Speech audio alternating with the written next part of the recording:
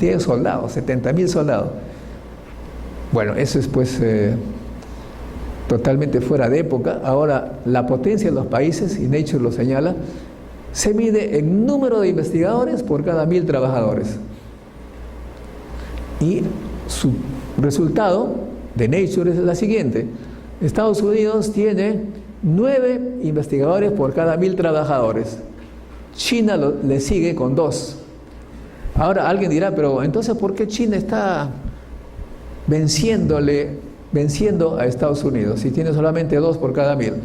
Por la sencilla razón de que Estados Unidos tiene 300 millones de habitantes y China tiene pues 1.700 millones, de modo que el número de investigadores que están en la competencia son más o menos equivalentes, y los chinos son mucho más trabajadores que los norteamericanos. Y en fin, así miren ustedes la lista: Brasil, Uruguay, Chile, Venezuela, Bolivia, Colombia, Ecuador, Paraguay, y Nature no pone a Perú. O sea que para Nature en Perú no hay investigadores.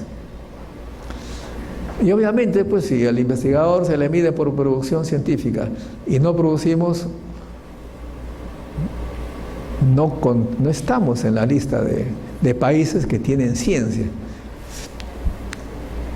Ahora bien, ¿la plata de dónde viene? La plata no viene necesariamente de los artículos científicos. Los artículos científicos sirven para entrenar a gente, para pensar e investigar.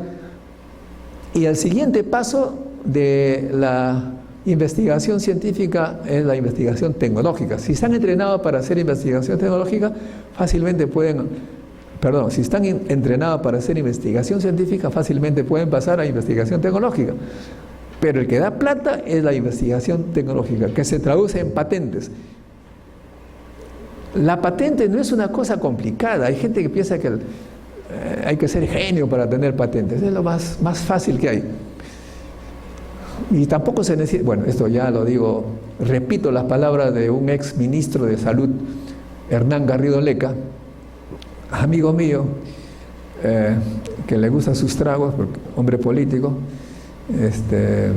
Tenía un gran problema en esa época, hace 30 años. Invitaba a gente a a conversar, y quería invitarles whisky. Sacaba su cubetera del refrigerador, quería sacar 2 cubitos de hielo y salían 8. ¿Se acuerdan ustedes? Cuando uno golpeaba se salían todos. Ahí también el profesor sabe eso, su whisky lo hace con ello, ¿no?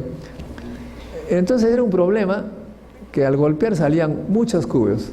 Este caballero, que ya estaba aburrido de este problema, inventó una especie de dispositivo, una cosa de plástico ahí, me parece, que permitía, con una movidita, golpear la cubetera y salían 2 o 3. Una patente, y ganó el concurso de patentes, y a partir de ese momento, todas las refrigeradoras que usaban ese mecanismo le pagaban a él su porcentaje, pues lo que se llama la regalía, ¿no? Y vivía bien, ganaba $5.000, $10.000 solamente por haber tenido esa idea, esa patente. Esa es una patente, o sea, resolver un problema práctico que la gente necesita. Ahí voy a mencionar uno más que me llama la atención por su simpleza, ¿no? Me acuerdo que en los años 90 me compré un carro de lujo, entre comillas, Peugeot francés. Todo estaba súper perfecto, pero también se acordarán ustedes que cuando el embrague estaba en primera y uno no se acordaba, prendía el motor y zapateaba, como se dice, ¿no? El motor, y se malograba, pues.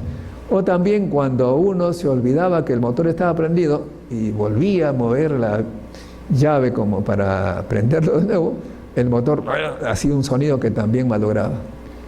Me costó, me acuerdo, ese carro $20.000. Hace 3 años me compré un Kia de 13.000.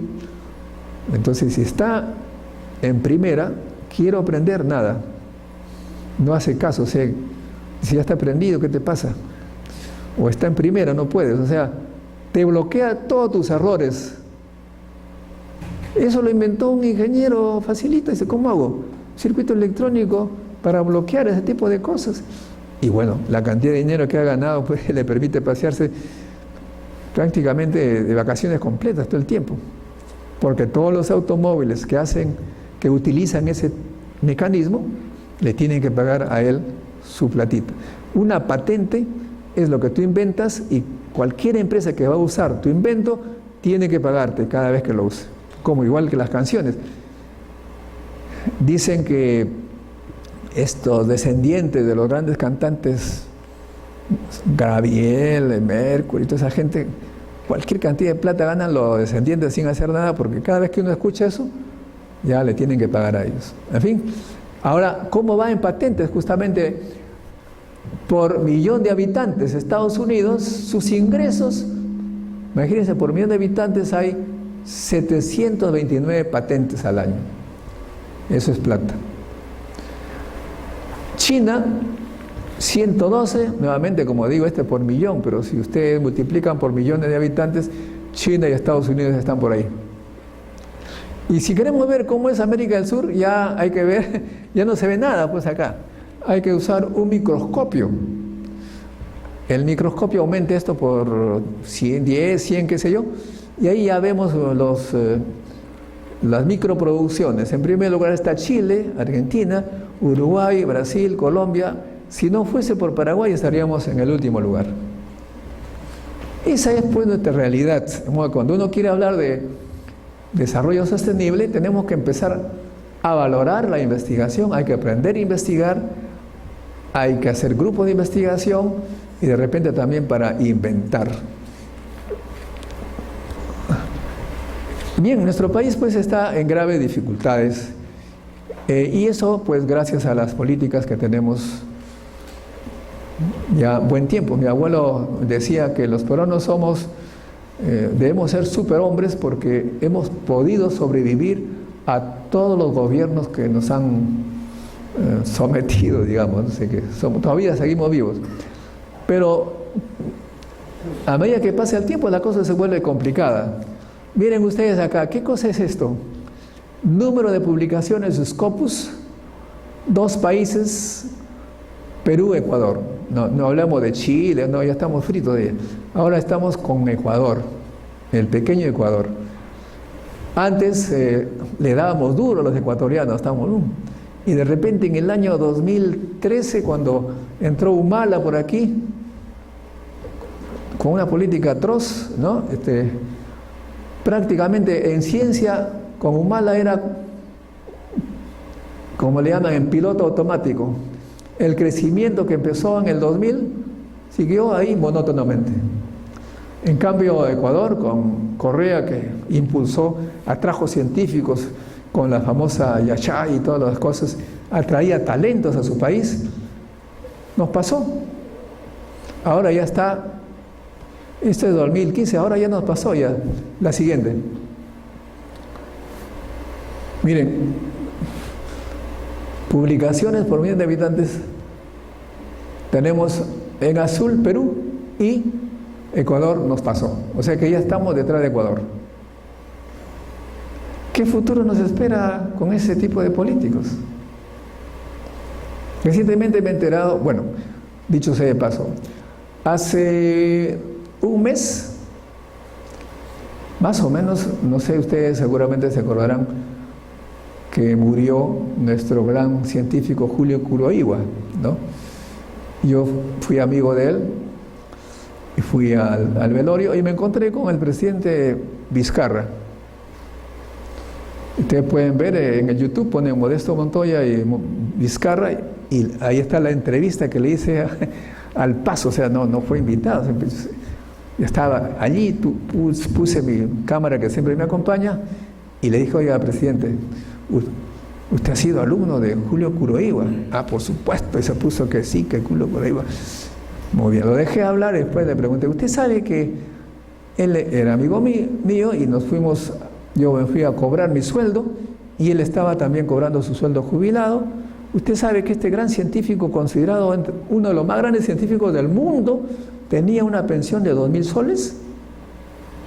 Se quedó un poco serio, ya no sonreía. Me dijo, vamos a arreglar ese tema. En agosto yo voy a convocar a los rectores, ya tenemos un plan. Y recientemente he enterado que efectivamente he tenido una reunión con los rectores. Y ahora los rectores han pasado a ganar 25.000 soles. ¿Perdón? Todos los rectores, por supuesto. A eso me estoy refiriendo, o sea, que yo pensé que se iban a reunir para resolver el problema de los investigadores del Perú. Yo estaba contento, ya estaba aplaudiendo, pero se había reunido para aumentarse los sueldos. Menos mal que estamos en democracia. Soy amigo del rector de la UNI, hice campaña por él, pero claro, cuando hay cosas de esta naturaleza, a uno le llama la atención y no se explican por qué estamos con estas curvas, pues. El cargo rector es un cargo administrativo y no es con grandes sueldos de los rectores que vamos a intentar recuperar el terreno perdido con Ecuador. Seguimos. ¿Qué hacer entonces? Bueno, básicamente es muy fácil de deducir de lo que hemos dicho. Seguimos. Hay que promover, hay que movilizarnos. Nosotros lo hacemos a través del Encuentro Científico Internacional, que recibe trabajo de todos los investigadores de todos los campos. Ustedes están invitados a presentar sus trabajos y cada primer o segundo sábado dictamos un curso de qué es investigar, cuáles son los retos para investigar. Y tratamos de invitar a los mejores científicos del Perú para que nos expliquen cómo han hecho en sus inicios, cuáles han sido los retos que han tenido. Y este 12 de octubre, día que llegaron los españoles, los europeos, a Europa, a América, ha aceptado darnos una charlita de cuáles fueron los retos que tuvo al inicio el científico que tiene mayor producción entre todos los peruanos, que se llama Eduardo Gotuso, 400 publicaciones, muchos libros, muchos premios. Entonces los invito a ustedes a participar en este curso. Este curso es pagado porque con esta plata, el cual nadie de nosotros gana un centavo, hacemos que el Encuentro Científico Internacional sea totalmente gratuito. Esa es la razón. Y este mes que ha pasado, esta semana que ha pasado, me invitaron a dar una charla sobre la divulgación científica en un organismo internacional, en Colombia. Y tuve la oportunidad, pueden ustedes entrar a mi sitio web modestomontoya.com, y he puesto ahí 3 fotos que muestran nuestra labor. En el año 84,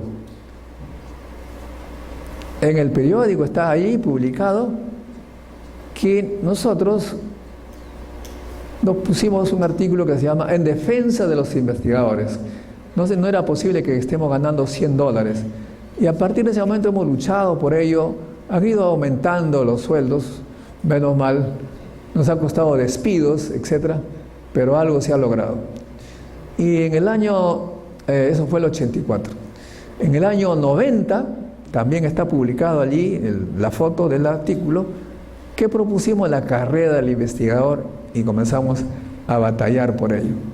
Y también hay otro periódico, cuando me despidieron del IPEM por hablar más de la cuenta, me invitaron a un congreso internacional ante 3.000 investigadores científicos del mundo, y el periódico, que es El Comercio, que toma una noticia del país, del IDF, ¿sí?, señala que el único latinoamericano en un congreso de 3.000 científicos de los países del norte denunciaba la manera como se trataba a los científicos en el Perú. Esa es mi batalla casi personal, porque casi a nadie le importa este tema, pero el Perú necesita tener, y como provocación, he puesto en un sitio web que se llama partidodelaCiencia.com.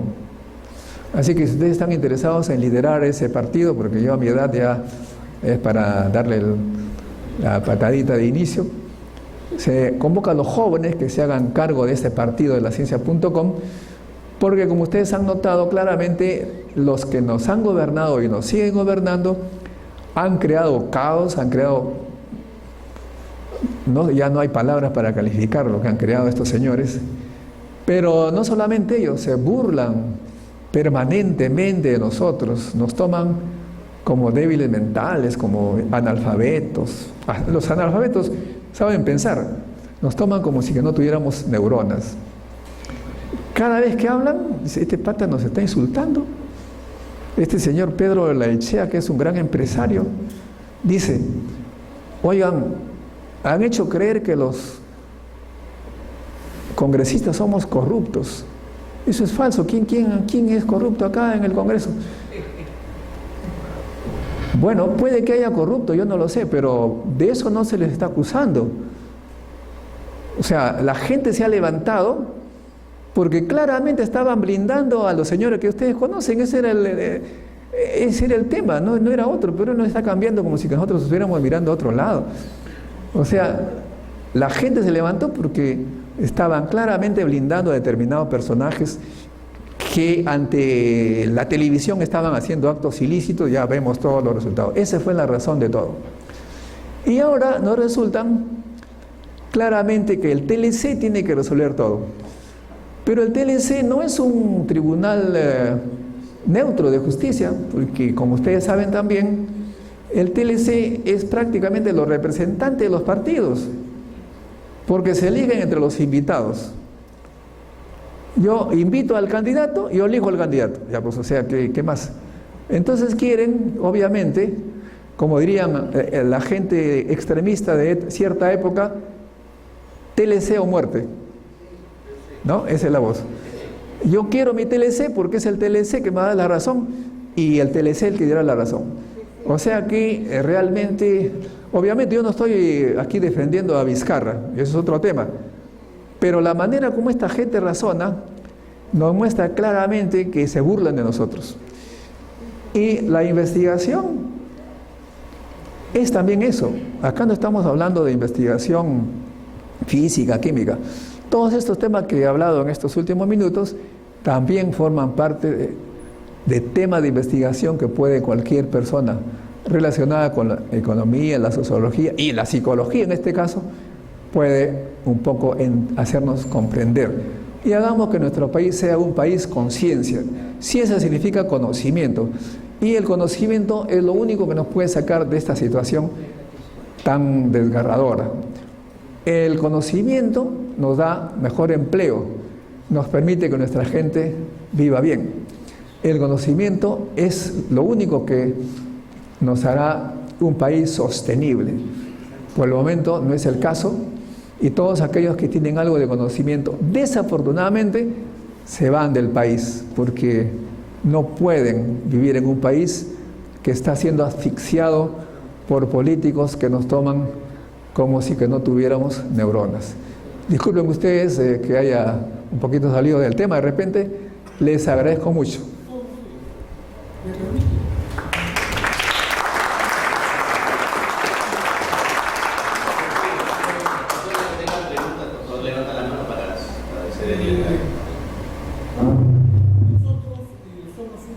A ver. Solo un instante, por favor.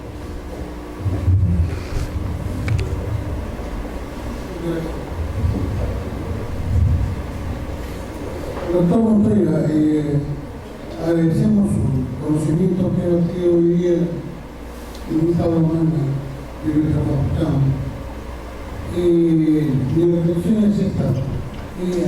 ¿A qué se debe que nuestro país es subdesarrollado? Lo valemos de la materia prima, como se dijo usted, eso es la minería, pero también del petróleo. Y otros minerales más que nosotros tenemos, el bosque. Seguimos exportando materias primas y todavía no procesamos productos de mediana y alta tecnología. ¿Por qué todavía seguimos apreciando la literatura, la poesía y dejamos de lado el caso de su profesión, por ejemplo, física, la ciencia física, la química también, la ciencia química? ¿Por qué todavía seguimos con la parte de las ciencias sociales y no desarrollamos las ciencias exactas, las ciencias cuantitativas, la que nos va a permitir transformar esa materia prima en productos de alta tecnología, para poder competir en el mercado internacional? Aquí, ¿por qué estamos todavía así?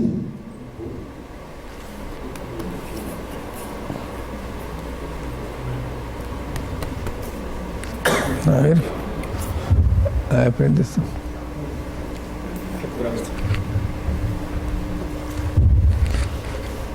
Bueno, lo más difícil de cambiar en un país es la cultura. La cultura es la que se ha, digamos, ha penetrado nuestras mentes y pensamos de la manera como esta cultura la estructura. Y nuestro país, pues obviamente la educación ha sido totalmente destruida, ¿no? Totalmente destruida. Y dicen los intelectuales, yo simplemente transmito lo que he leído, ¿no? No sé, ustedes seguramente han escuchado hablar de Noam Chomsky, gran intelectual mundial norteamericano. Ustedes entren a la web y pongan ahí las 10 estrategias, ¿no? Y de Noam Chomsky. Él claramente señala que los que quieren dominar un país, aquí también se decía en una época, ¿no? Los que quieren dominar un país para que sus hijos recojan su herencia y que siga reproduciéndose eso en un pequeño grupo dominante económicamente, lo que tiene que hacer es erosionar el cerebro de los demás a través de la educación. De modo que han hecho un sistema educativo para no permitir la competencia. Ni siquiera se llama neoliberal, este sistema es ya anacrónico. O sea, se trata de que el 99% de la población no tenga una educación competitiva, para que no pueda competir con ellos. No sé si ustedes hacen una pequeña, así los sociólogos, supongo que hay economistas, tema de investigación. ¿Qué porcentaje de los hijos de los ministros, de los congresistas, están en colegios estatales o universidades estatales? Fácilmente podrán adivinar. Entonces, ellos no se preocupan por mientras peor sea la educación estatal, mejor para ellos, porque van a seguir dominando, ¿no? ¿Dónde han estudiado ellos? También igual, ustedes ven de qué universidades han salido los que son ministros, etcétera. Básicamente son los mismos. Hay una pequeña excepción ahora que tenemos a Vizcarra. Él estudió en la UNI y ojalá que lo haga bien, porque mostraría que la educación estatal por lo menos podría ser mejor. Pero básicamente por eso estamos así, porque no tenemos una educación que nos lleve a la investigación, a la física, a la química. Todos ellos no están en ese campo, ¿no? Y claro, ojalá pues que en este partido de la ciencia.com haya jóvenes que se inscriban para que en el futuro, porque la solución obviamente no está para mañana, es una cosa de largo plazo, tiene que haber una nueva educación, nueva universidad, eso es para unos 20 años por lo menos, pero si no se comienza hoy, las cosas van a ir empeorando. Buenas tardes. Habló usted acerca del posicionamiento de la cantidad de publicaciones, la cantidad de investigadores, la proporción de investigadores de Perú respecto a otros países del mundo. Y me gustaría preguntar un poco más acerca de un punto que es el ranking, y el ranking inclusivamente el Scopus. Usted sabe que existe la Thomson Reuters, la Reuters Digest, universidades que están atrás de los famosos rankings, el índice G, el índice H, el SNP, el Shimao Journal Rank, diferentes tipos de ranqueos para posicionamiento de las publicaciones dentro de una base utilizada. Entonces, la Scopus, que trabaja con la Elsevier, y básicamente tiene una línea que tiene que ver con Science Direct, pero tenemos la Web Science, tenemos la ProQuest, tenemos la JSTOR, tenemos la Kina, tenemos la Melman, etc.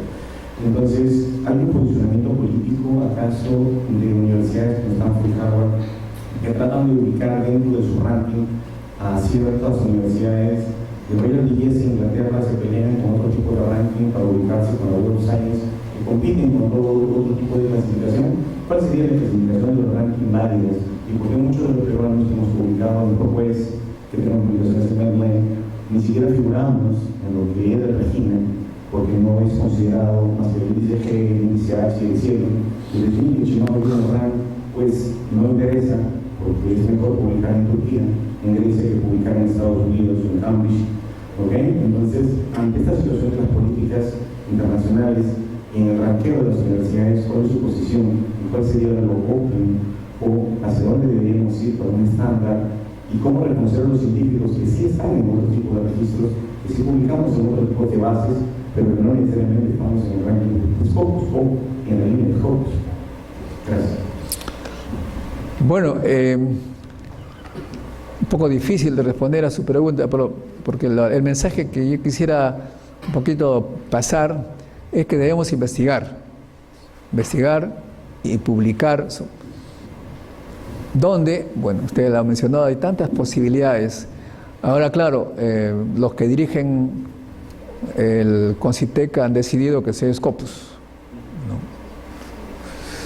Yo he conversado con la presidenta del CONCITEC y le he señalado mi punto de vista, ¿no?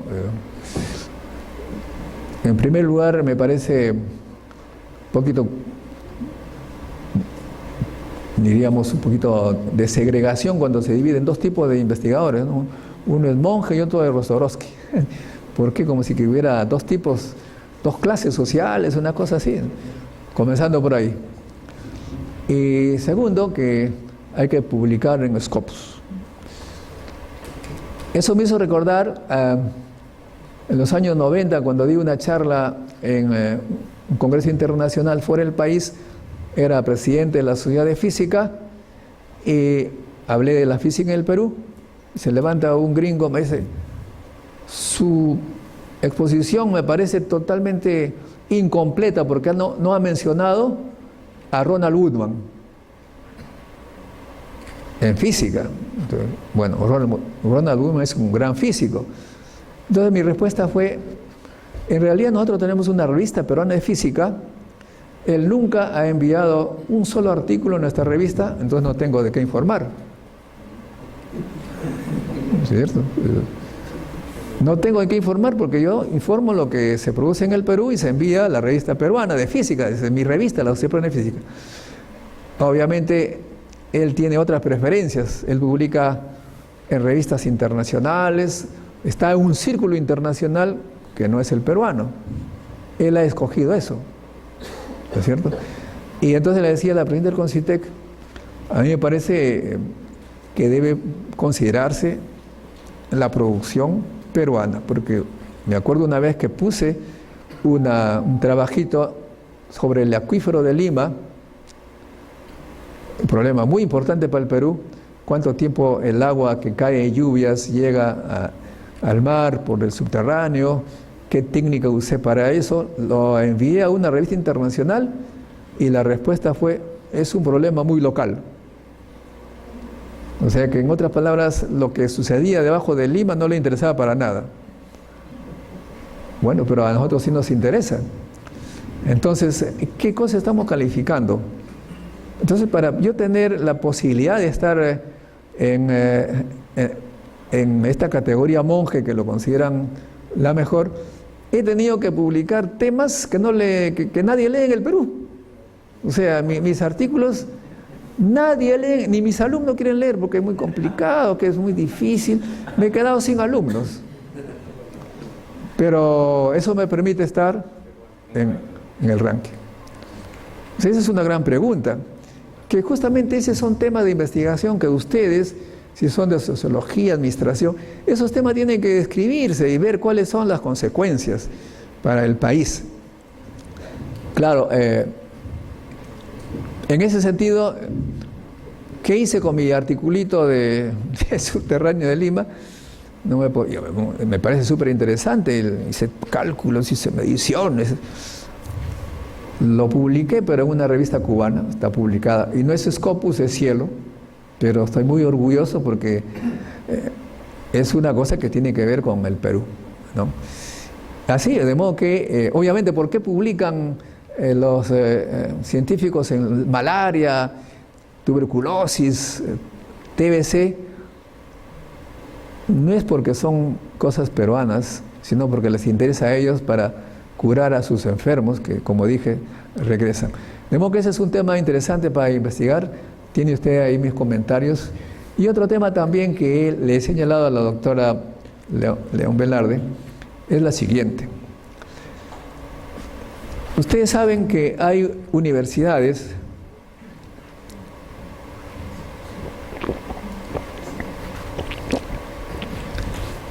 y también esto, lo que le voy a decir puede servir para que ustedes ingresen a este mundo de internacionales, ¿no?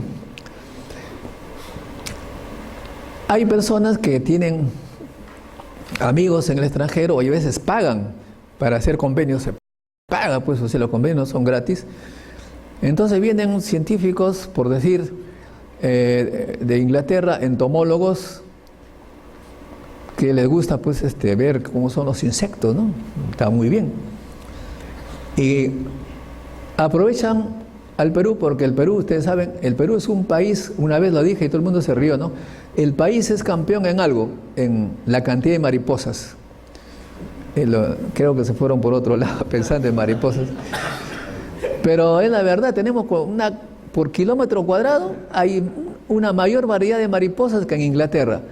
Entonces vienen estos científicos, contratan a un colega de la región para que los lleve pues allí de donde están las mariposas, sacan las mariposas, le ponen la técnica que ellos conocen y publican nueva variedad de mariposas. El solo hecho que consigan una nueva variedad, analizado genéticamente, que lo hacen en sus laboratorios, etcétera, etcétera, le permite publicar. Y claro, como vino el colega de acá, también está en la publicación. Y como los de allá publican cualquier cantidad de papers al año, y él está aquí, entonces sí, en todos los papers sale él. Ese es un gran publicador peruano. ¿Cuál es su rol? Llevar al entomólogo a donde están las mariposas. Y así ahí también en otros campos, ustedes se asocian con investigadores de grandes laboratorios que publican muchas veces y van a salir rápidamente al ranking que quieran, ¿eh? Yo conozco eso modestamente porque he estado en esos laboratorios, ¿no? Sé cómo funcionan. Le voy a dar solamente un ejemplo. Llegué a un laboratorio extranjero, no voy a mencionar para no hacerme problemas. Con mi proyecto, un año trabajé, tuve resultados interesantes. Cuando le dije al jefe, listo para publicar, me dijo, interesante, pero tienes que consultar con estos dos científicos. Me señaló 2 personas. Fui, no le añadieron ni le quitaron una coma, pero tuve que poner a ellos como coautores.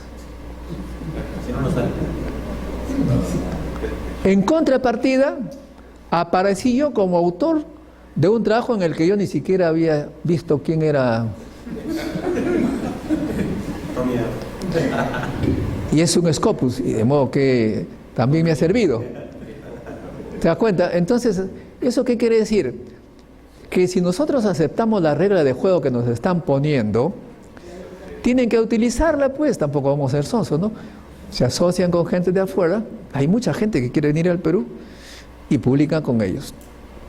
Ese es el secreto, ¿no? Y claro, eso bueno o malo para el Perú, no sé si será bueno o malo, pero en todo caso hay que hacerlo porque nos obligan un poquito para existir. Entonces yo le propuse a la presidenta del CONCITEC que haga pues una división, que califiquen al artículo. El artículo es 100 o 1, digamos, y se divide entre el número de autores.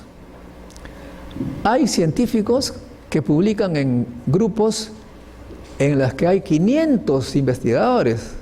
500. Claro, entre 500 investigadores se publican 50 artículos al año. Y en todos ellos está el pata peruano. Entonces es un gran investigador, entre comillas, ¿no? Pero bueno, esas son las reglas que te ponen y habrá que aprovecharlas pues también. Y claro, es importante también, por supuesto, que atraigamos a talentos para que investiguen temas peruanos. Eso es bueno también, ¿no? Me acuerdo que hace 3, 4 meses salió en el periódico que científicos peruanos iban a sacar bloques de hielo en Huaraz para ver la historia del pasado, ¿no? Y que el presidente Martín Vizcarra fue con la expedición allá, salió a la televisión por todos lados. El RPP me entrevistó, me dijo, ¿qué piensa usted de ese tema? Bueno, como científico dije la verdad. Ese tema tiene como 30 años o 40 años de este científico que viene, saca bloques de hielo, e incluso hay artículos que dicen que ellos han descubierto que sacando bloques de hielo, que hace como, no sé, 600 años por allí, hubo un gran fenómeno del Niño, y por eso es que desapareció la civilización del norte, ¿no? O sea que no es un tema nuevo, y además ahí lo que se usa es a Huaraz, al Huascarán, como fuente de información para esos países, potencias. Entonces hay alguno que me dice, eres un, como es que es resentido, no sabe reconocer. Yo estoy diciendo la verdad nada más. Es un tema antiguo, es un tema que sirve para que investiguen esas personas, que los felicito que vengan. ¿Qué otra cosa puedo decir? Pero también me preguntan de Santiago Antúnez de Mayolo. Hace poco me entrevistaron en El Comercio. ¿Qué piensa usted de Antonio de Mayolo? ¿Cómo le quitaron el premio Nobel porque él descubrió el neutrón? Igual, yo admiro a Santiago Antúnez de Mayolo. Es por él que un poco me entré a la física nuclear, entre otros. Pero como científico analizo cómo fue la historia. Según lo que dice Antonio de Mayolo, en el año 1924, él predijo la existencia del neutrón. Bueno, dándole, como vamos, no dijo exactamente eso, pero vamos a aceptar que el año 24 es cierto que él predijo la existencia del neutrón. Pero ya en el año 20 está Rutherford, que predijo la existencia del neutrón. La diferencia fue que, primero que Santiago Antúnez de Mayolo, y segundo que está publicado en una revista reconocida internacionalmente, mientras que Santiago Antúnez de Mayolo no ha publicado ni un artículo en estas revistas grandes. Lo hizo en un congreso panamericano acá en Lima. Es totalmente diferente, o sea que no se puede decir que nos hayan quitado algo, ¿no? Con esa verdad que dicen los científicos, a veces me hago de enemigos, porque yo soy compañero de promoción del sobrino nieto, Fernando Ponce Antúnez de Mayolo, pero bueno, así son las cosas. Bueno, si no hay otra pregunta, les agradezco mucho, ¿sí?